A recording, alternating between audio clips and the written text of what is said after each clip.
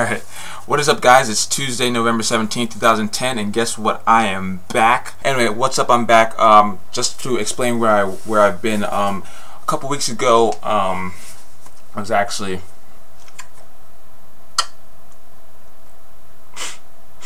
it's kind of hard to explain, but it brings back a lot of pain. I was actually attacked by a dinosaur. It was a 70 foot dinosaur, and I was attacked by it. And basically, let me put myself together. Okay, basically what happened was he ripped my limbs off. Actually ripped my head off, and and yeah, it was I don't think I can talk about it anymore without crying. But yeah, the doctors didn't give me a good chance to live, and but here I am today. You know, you can't even tell that, you know, I got my arms ripped off and my head ripped off, and so I'm just happy to be back. Okay, and so that is what you call bad acting, and I was looking for a clever way to introduce the video, but thinking about it back, I probably shouldn't have done that. Yeah, so basically what happened was I didn't really feel the need to make a video. There was nothing in wrestling that really made me want to make a video. And so, okay, so I shot a video last week, but I just didn't upload it because it was definitely not a positive video at all. It was actually a pretty negative video, and you guys know I'm not a big fan of rants. I don't rant a lot, but that video was definitely a rant, and a rant in an intelligent way. It wasn't one of those, fuck you WWE, I hate what you just did, I'm never watching wrestling again, I don't care what you say, I don't care what you do, never watching wrestling again, fuck, bitch, motherfucker, cunt, whore, bitch, fuck, shit, yeah, fuck you, never watching again. Fuck. and then I go back to watching wrestling. It wasn't one of those things, because I think that is just over the top. But what it was an intelligent, you know, speaking of why I don't think that WWE is really that good right now. But it wasn't the right time. It wasn't the right video. So I am back right now, and I'm going to be back probably on a more regular basis. I'm not going to say every single week, or I'm not. So I may be doing videos more than once a week, some weeks, and then not do a video at all the next week. But I'm definitely not going to be gone for as long as I have been gone. Okay, can't speak English. Okay, so now before we start the video, let's tell you what I have been doing though. There's another channel. Obviously, I've always told you guys to subscribe to the other channel, but I never really had that many videos on there. But what I am doing is I'm doing a video every single day for 6 weeks, or Monday through Friday for 6 weeks. I've missed a couple days, but I'm back on track for right now. So I'm going to be doing a video every day, Monday through Friday. So subscribe now. Go ahead. I'll wait. I'm going to give you time. Go down there, hit the right click on your little mousey thing or mouse pad or whatever you want to call it. Right click, hit open a new tab. Don't exit out this video yet. Go ahead and subscribe. It only takes like 10 seconds. Come on, guys. Alright, so definitely go subscribe to that channel. Actually, on that channel, there's going to be a behind the scenes video of how I shot this video. So if you ever wondered how I've shot a video, or what I go through the process of shooting a video, that's today's video, and it's already up, so go check it out, and subscribe while you're there. Also, don't forget to follow me on Twitter. The Twitter name has changed, so if you're on Twitter, I always tweet during the wrestling shows that I actually watch. So if you guys want my initial reactions on the stuff, that's definitely a great place to get that. Alright, but enough of that, so let's go on. How long has this video been so far? It's been pretty long. I don't know. Alright, so let's talk about last night's Monday Night Raw. It was the old school themed 3-hour edition of Monday Night Raw, and I gotta say, it was a good one, folks. Now, at first, I didn't think I'd like the idea of an old school Raw. It just didn't seem like WWE had a good streak of their 3-hour shows. Most times 3-hour shows are just filled with random matches that are really short, the shows usually have no direction. And so I wasn't really looking forward to it. That on top of the fact that it was, you know, old school Raw, and I didn't think I would know a lot of the people that they showed. However, what we got was a very highly produced, highly stylized, highly you know, atmospheric Monday Night Raw that really did get the feel of an old school Monday Night Raw down pat. It was just amazing from the beginning, with the intro to the interviews, and the referees in the little bow ties, and Michael Cole and Jerry Lawler at ringside doing the intro to the show. It was just really, I really enjoyed that, and I thought that, you know, it may not work every single night, but I thought for that night, this night, just one time, a one-off thing, it was just a great throwback. Alright, so we got to see tons of legends, old school WWE legend, you know, all the usuals that we kind of usually see, you know, like Ted DiBiase Sr. We get to see Dusty Rhodes and all those people, the people we usually see, but we also saw a lot of new people we don't see too often, like Sergeant Slaughter. We saw Jimmy Superfly Snuka, and we saw Hacksaw Jim Duggan. I don't know. We saw a lot of people.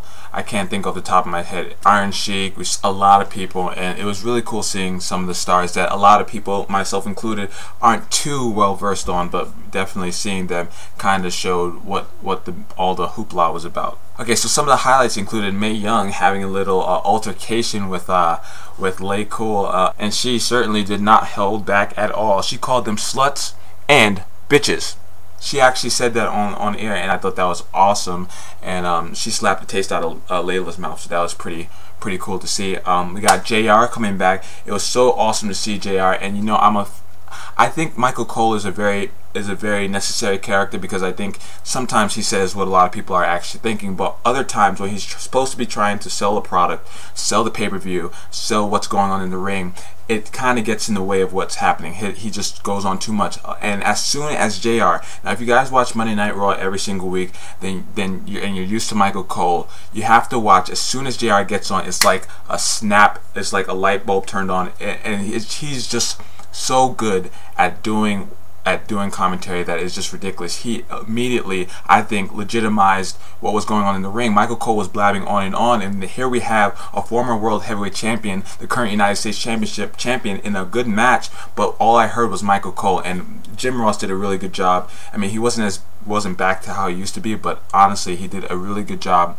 at just really selling and legitimizing both Jack Swagger and Daniel Bryan. It was just really good. The whole idea of Michael Cole being a replacement to JR doesn't always work, because Michael Cole is nothing like JR. Michael Cole is a completely different beast than JR is. But I think after seeing that last night, Vince McMahon needs to realize that JR brings an intangible thing to WWE commentary that you gotta have, and I hope Vince McMahon brings him back.